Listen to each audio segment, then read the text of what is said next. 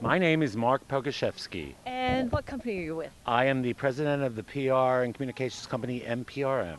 And that's the PR firm, I'm assuming. Communications, we say these days. Communications, okay. And what kind of clients do you handle? We handle everything on the multi-screen world of media and entertainment, films, television shows, DVDs, digital, mobile, all that stuff. Wow, you got it covered. We're trying. Yeah. What advice did you offer filmmakers today?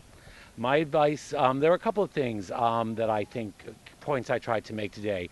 One was that they should make sure that when they're making the movie, they have what they're going to need to release the movie. That it's really important to have good stills, good photos. It's really important to try and get some behind the scenes while you're making the movie, to try and make sure you've got bios and stuff like that. You know, the stuff that you can't recreate down the line, but that you're going to need when it comes time to, put that movie in the marketplace. So you recommend they contact you before they start a film? They can always contact me before they start a film. I'm always happy to have a conversation with, filmmakers and people who are, looking for advice. At least one. Yeah, exactly. And in today's market, it's really tough to get financing. Is there any advice you have about that?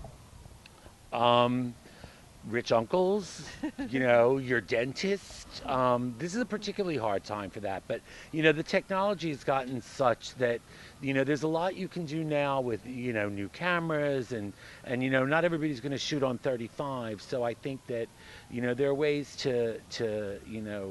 there are ways to work on a budget. Ultimately, the most important thing is to have a good story and a movie that you really think you have to tell.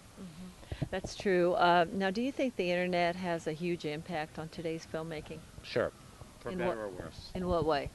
Again, I think that there are a lot of things that now wind up on the internet, both in terms of marketing and in terms of, well, mostly marketing, things like YouTube and Facebook and Twitter and just the way it can be used to reach an audience, the way you can go to certain blogs or niche websites and, you can really kind of work the internet to reach an audience. I think, that everything, most movies are made in one way or another for a certain audience, and you can try and figure out how to reach that audience on the internet.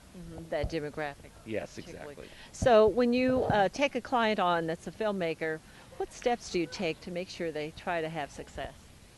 I ask them if they have a budget for me, because that's important. We try and come up with a strategy. A strategy, it's not about sort of throwing it against the wall and seeing what sticks. So, obviously we look at the movie, we'll have conversations with the filmmaker about what he's trying to do, where he sees the movie going, what his end goal is, the idea that Harvey Weinstein is going to swoop down with a big checkbook and buy your movie, those days are long gone, Right. and it's a very different world. And unfortunately, there are a lot of really bad movies. Yeah. Just because the technology allows you to make a movie nowadays doesn't mean you should. Doesn't mean you should. That's right. Do you tell them that when they come to you if you see it's a bad film? No, I would never. I mean, if I see a movie, I think that ultimately, if someone makes a movie, that they really,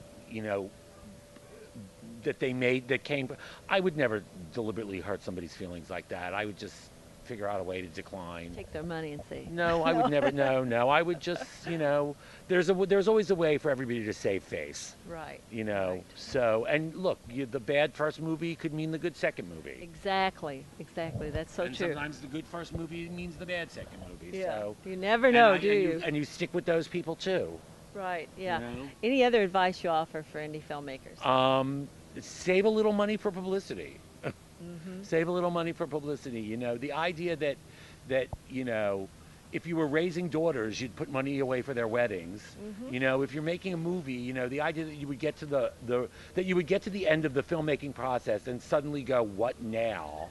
I have no money, I have no marketing plan, I haven't even thought about this. It's kind of short-sighted. Yeah, exactly. Well, is there anything else you want to add? I'm good. If Okay. you are, Sandy. I think so. Great. Thank you. All right. Thanks for having me at IndieCon.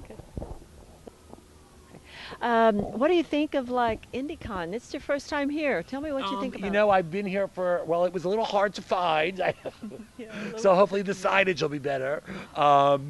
No, I think that, look, I think these type of things are great, and I think that you can always learn something. And as long as you don't become, um, I think there's a danger of becoming a serial seminar goer. Mm-hmm. So I think everybody has to kind of pick and choose what they're going to get the most out from. But this seemed like a great day, and everybody seemed very happy, and it seemed like a nice crowd. And so, A lot I'm of, sure they all learned something. I'm sure they learned something from you. Thank you very much. Thank you. Bye.